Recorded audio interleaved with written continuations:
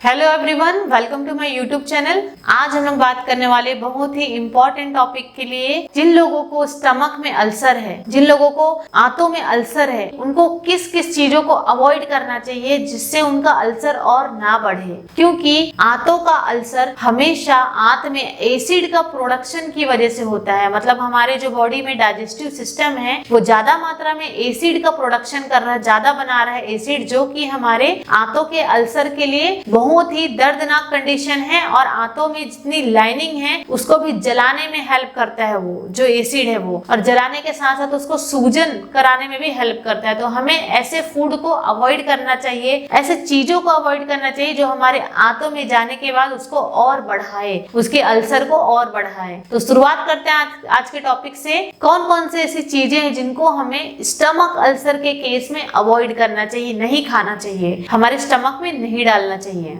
सबसे पहला point, alcohol, शराब। शराब एक ऐसी चीज है, पीने की चीज है जो हमारे आंतों के लिए बहुत ही बुरा कंडीशन कर सकता है, स्पेशली जिनको स्टमक अल्सर है, क्योंकि शराब में टॉक्सिन्स प्रेजेंट होता है और शराब एक प्रकार का टॉक्सिन का काम करता है। क्योंकि अगर हम शराब को इंटेक करते हैं तो वो हमारे आंतों में जाता है, आंतों में जाने के बाद जहां हमारा अल्सर हुआ है, घाव हुआ है, उसमें वो पड़ेगा, उसमें पड़ने के बाद में उसको हील होने में टाइम लगेगा, ठीक होने में टाइम लगेगा, उस घाव को प्रॉपर तरीके से ठीक होने नहीं देगा, उसको और सुजा देगा या सूजन बढ़ा देगा। तो हमें हमेशा अल्कोहल, शराब को अवॉइड करना चाहिए in the case of stomach ulcer.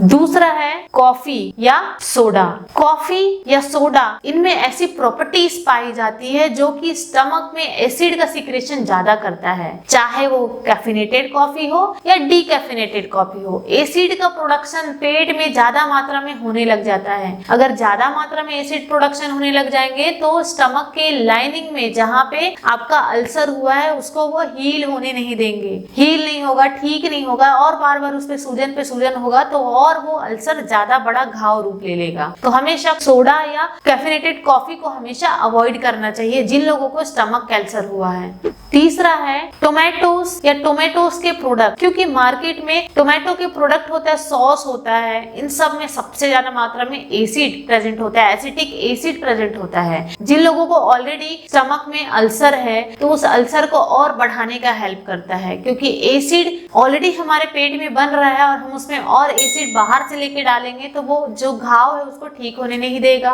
उसको इरिटेट करेगा, उसको प्रॉपर तरीके से हील होने नहीं देगा। तो हमेशा जिन लोगों को स्टमक में अल्सर है, घाव है, उनको हमेशा अवॉइड करना चाहिए और उनको टोमेटोस या टोमेटो से बने प्रोडक्ट्स नहीं लेना चाहिए।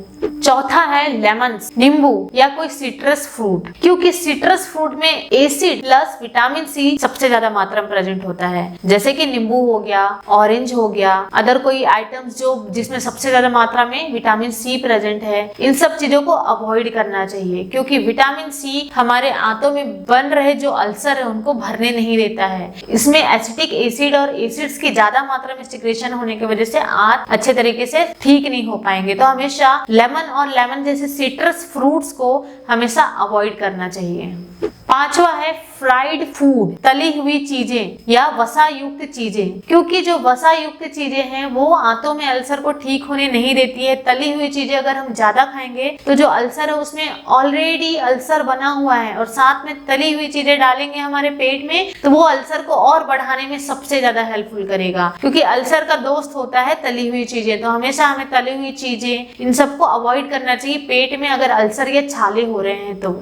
काली मिर्च या स्पाइसी फूड, तो काली मिर्च या स्पाइसी फूड को हमेशा अवॉइड करें क्योंकि इसमें कैप्सिन नाम का कंपाउंड प्रेजेंट होता है जो हमारी आंतों में अल्सर है उसको और बढ़ाने में हेल्प करता है। तो हमेशा पेपर मतलब काली मिर्च हो गई, इन सबको हमेशा अवॉइड करें जब तक आपके आंतों के घाव फुल भर ना जाए। तो आज हमने देखा जिन लोगों को आंतों में घाव है, अल्सर है, उनको हम क्या क्या चीजों को अवॉइड करना चाहिए जिससे वो आंतों में अल्सर को जल्दी से जल्दी ठीक करें और उससे बच सकें। Thank you so much for watching my this video.